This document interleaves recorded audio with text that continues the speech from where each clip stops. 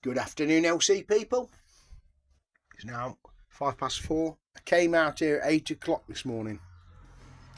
When I pushed the bike in the other day and had to pull it around to manoeuvre it to get it in the shed, there was a lot of play on the back suspension linkages. Quite a bit. The front edge stock was loose. They were my first jobs. Basically, it had been put together, not by the guy that owns it now, but whoever he bought it from.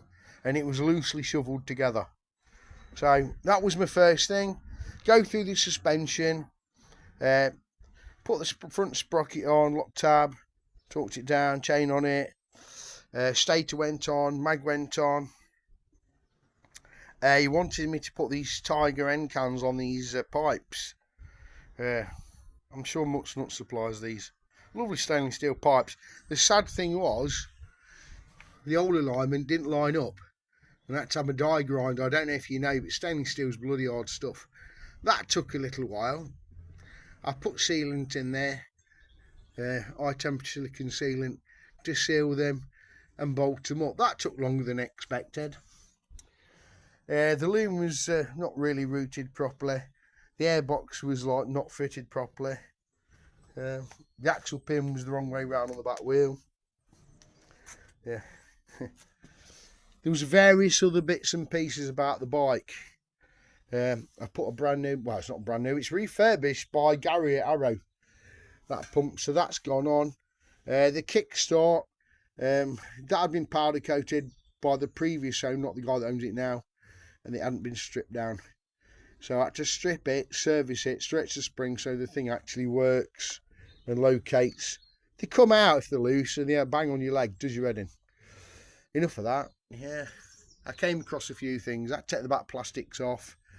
There's a few captive nuts missing. There's some missing here and there on the bike. Like I said probably in my first video, it won't be a minter.